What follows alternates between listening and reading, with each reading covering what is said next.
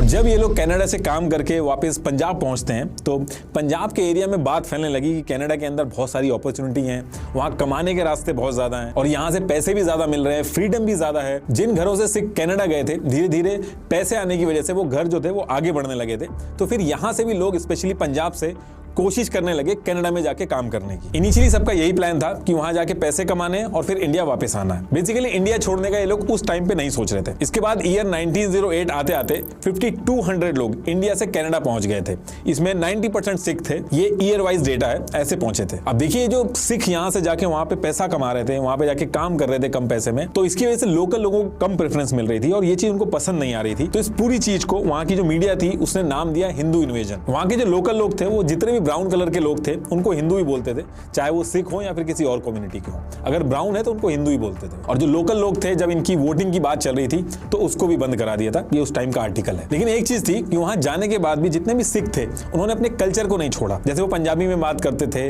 India का जो पंजाब था उनसे कनेक्टेड रहते थे। उन्होंने अपने पैसे इकट्ठे करके गुरुद्वारे भी खोले और चाहे किसी भी कंट्री का आदमी हो, सबके लिए लंगर खुला था। वहां पे वो लोग बड़ी जॉब्स नहीं करते थे, छोटी जॉब ही करते थे। लेकिन उसके बाद भी जैसे इंडिया में गुरुद्वारे चलते थे वैसे ही चलवाए।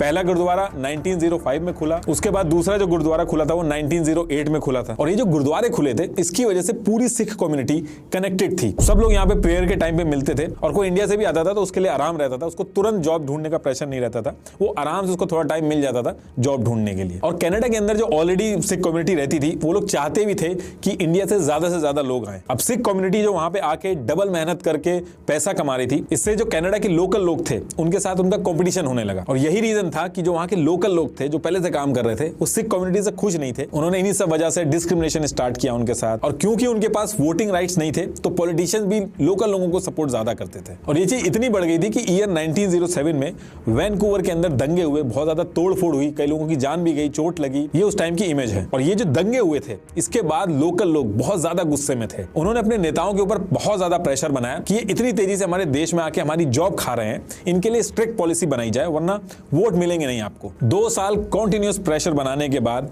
कैनेडियन पॉलिटिशियन और लोकल अथॉरिटी हरकत में आई और काफी स्ट्रिक्ट पॉलिसी बना दी उन्होंने। और हाल ये हो गया कि जहां पे इतने सारे इंडियंस आ रहे थे कनाडा में, ईयर 1909 में सिर्फ 6 इंडियंस ही कनाडा पहुंच पाए। अब देखिए पॉलिसी तो इन्होंने बना दी थी, लेकिन जो लोकल अथॉरिटी थी उनको यूके से परमिशन लेना कंपलसरी था। अब यूके के सामने दिक्कत ये थी कि वो ऐसे रंग के बेसिस पे डिस्क्रिमिनेशन नहीं कर सकती, रिस्ट्रिक्शन नहीं लगा सकती थी।